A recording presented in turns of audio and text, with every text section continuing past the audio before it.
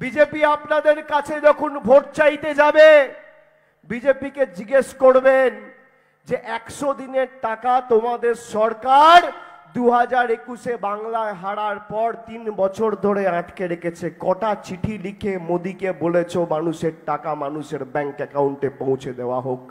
খানাকুল, পুরসুরা, গোঘাট, আরামবাগ বিজেপির বিধায়ক রয়েছে, 3 বছর হয়ে গেছে।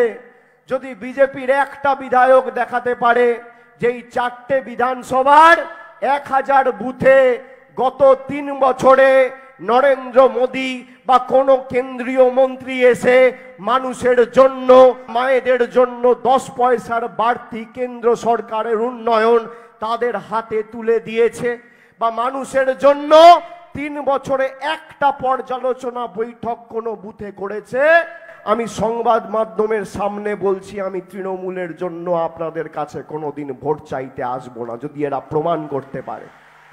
এরা করতে পারবে না। বিজেপির নেতারা সভা করতে আসছে, প্রধানমন্ত্রী আরামবাগে গত 2 মাসে 2 বার এসছে। কেন? নির্বাচন বলে। কোভিডের সময় কবার দেখেছেন? আমি তো শুনেছি এখানে কৃষকদের জমি নষ্ট করে প্রধানমন্ত্রী মিটিং করেছে। রাজ্য সরকার দিচ্ছে, কেন্দ্র সরকার টাকা আটকে দিয়েছে। যে কৃষক বিরোধী সরকার কালো কৃষি আইন এনে 700 কৃষককে আত্মহত্যা করতে বাধ্য করিয়েছে, আর যে কৃষকের জমি নষ্ট করে প্রধানমন্ত্রী সভা করেছে আরামবাগের মাটিতে, সেই বিজেপিকে আপনারা আগামী 20 তারিখ উচিত শিক্ষা দেবেন, হ্যাঁ কি না? হাত তুলে বলুন হ্যাঁ কি না। মায়েরা, এই বিজেপি আপনার লক্ষ্মীর ভান্ডার বন্ধ করতে চায়। যে লক্ষ্মীর ভান্ডার বেশি দিন চলবে না, বিজেপি জিতলে 3 মাসের মধ্যে বন্ধ হবে।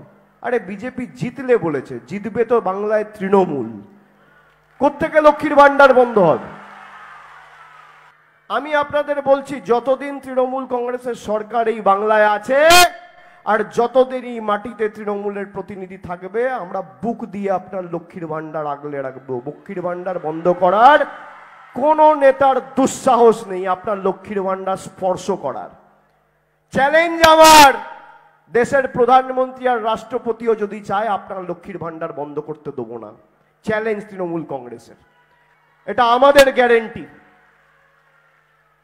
আমাদের গ্যারেন্টি।